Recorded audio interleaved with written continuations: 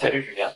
Je viens de finir ta formation du programme Liberté financière 4.0 et je voulais te faire un retour sur ce que j'ai apprécié ou pas dans la formation.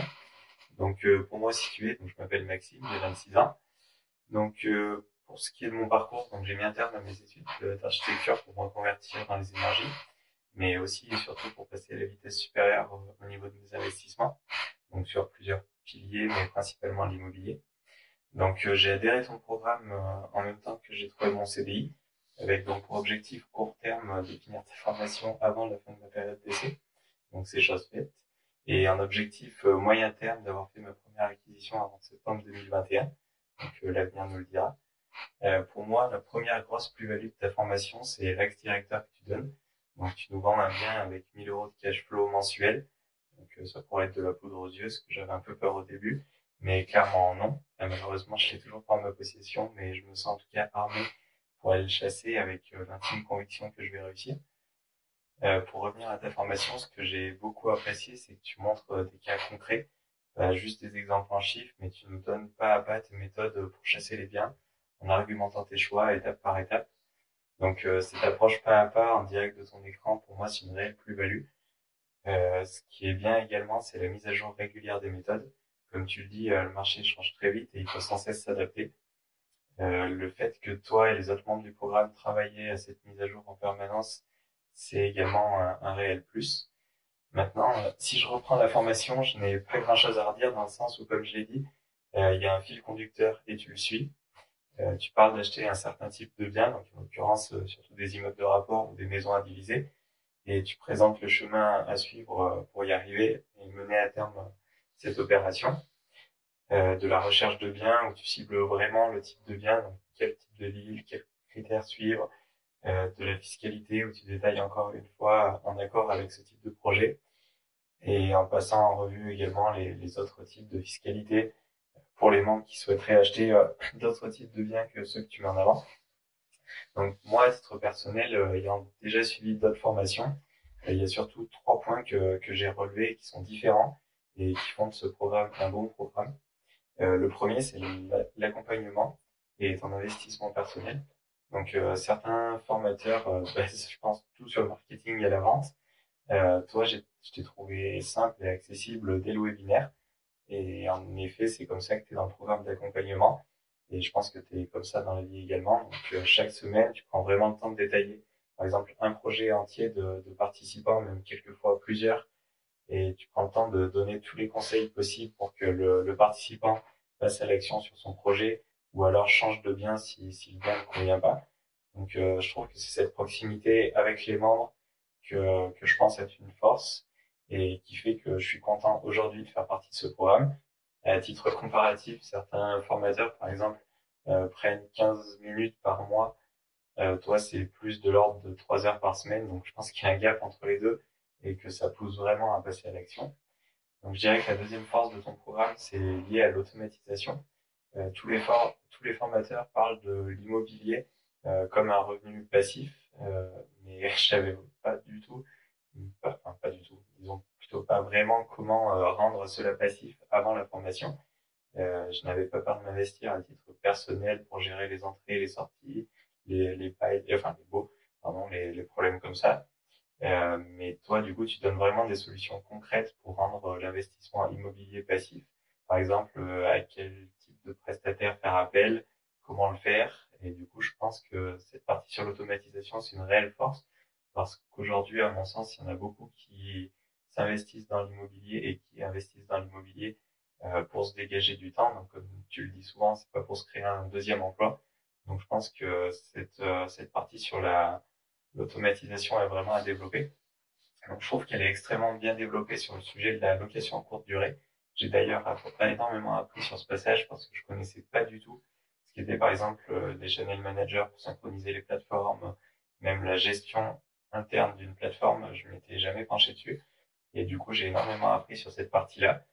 Maintenant, je pense qu'il serait appréciable d'encore plus développer cette thématique de l'automatisation, par exemple, pour des beaux meublés traditionnels, pardon. Euh, donc je sais pas quelle forme ça peut prendre, mais je te fais confiance pour trouver encore quelques pépites à nous proposer sur cette thématique de l'automatisation. même si tu le fais déjà en expliquant dans certaines de tes vidéos YouTube comment tu gères tes baux, etc. Je trouve que dans tes vidéos, tu donnes un certain niveau de détail qui est fortement appréciable. Et enfin, le dernier point, c'est surtout la partie bonus. Donc, tu passes en revue chacune des parties administratives de l'achat d'un bien. Et je pense que c'est une chose essentielle à ne pas survoler. Personnellement, je viens d'un cursus en architecture, je travaille dans les énergies. Alors, des choses comme le PLU ou le consuel me sont assez familières, mais tu détailles chaque document de manière exhaustive. Et je pense que c'est un réel plus pour une personne, par exemple, lambda, qui viendrait d'un univers complètement extérieur au monde de l'immobilier. Je pense d'ailleurs que cette partie devrait même encore plus être mise en valeur pour ne pas être oubliée par les membres. Donc après, ça c'était pour la formation. Ensuite, je dirais que j'ai en tête une petite amélioration possible qui pourrait être appréciable pour les prochains investisseurs. Euh, Dans une des parties de ta formation, tu proposes des dossiers d'anciens étudiants. Je pense que cela pourrait être bien aussi pour les prochains membres, que tu synthétises des profils types de tes anciens membres, une sorte de timeline ou arborescence, je sais pas trop quelle forme ça pourrait prendre, qui pourrait expliquer le parcours de chacun et le chemin qu'ils ont fait, soit avec toi dans l'immobilier ou même avant de te connaître d'ailleurs, pour ceux qui auraient déjà investi. Sur les différentes formations qu'on trouve, on a en face de nous des coachs ou des participants qui ont pour la plupart bien évidemment réussi, et leur parcours est parfois trouble.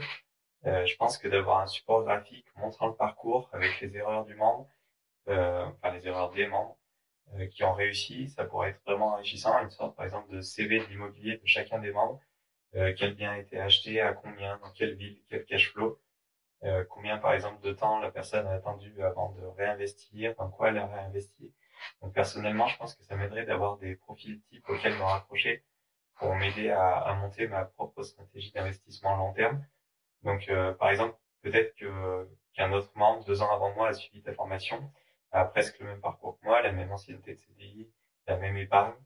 Et du coup, je pense que ça serait assez enrichissant d'avoir une trace écrite et un support visuel qui explique le parcours de ce membre et qui pourrait donc me donner des idées pour moi, pour mon propre parcours.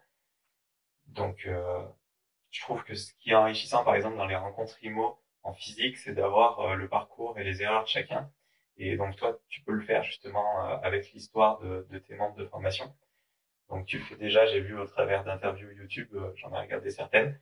Mais je pense qu'un support graphique synthétique, ça serait vraiment un plus. Comme ça, en 2 minutes, par exemple, moi, je serais capable de prendre 3, 4 profils qui se rapprochent du mien et ça permettrait de m'aiguiller fortement dans la stratégie que je veux adopter en fonction de mon profil, enfin, surtout que je peux adopter, et me donner aussi des idées, par exemple, sur les modes d'exploitation envisagés que j'aurais écartés, ou la fiscalité qui a été envisagée par un membre, ou encore quelle subtilité il a mis en place pour faire passer un dossier bancaire alors qu'il n'avait pas forcément d'ancienneté ou des choses comme ça. Voilà, donc c'était une petite idée sur une amélioration possible du site. En dehors de ça, ben, je te remercie vraiment pour ce programme. Donc, j'ai passé un bon moment sur chacune des vidéos de ta formation, disons pour me préparer au mieux pour mon objectif de trouver cette pépite au premier trimestre 2021. Donc comme je l'ai dit, je me sens vraiment prêt. J'ai déjà fait des visites sur 2020 qui se sont très bien déroulées. C'était juste pour me familiariser avec les visites.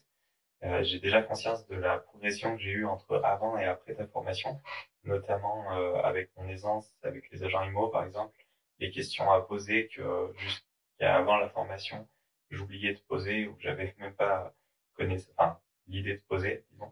Alors que toi, du coup, tu détailles, il y a un panel de questions à poser.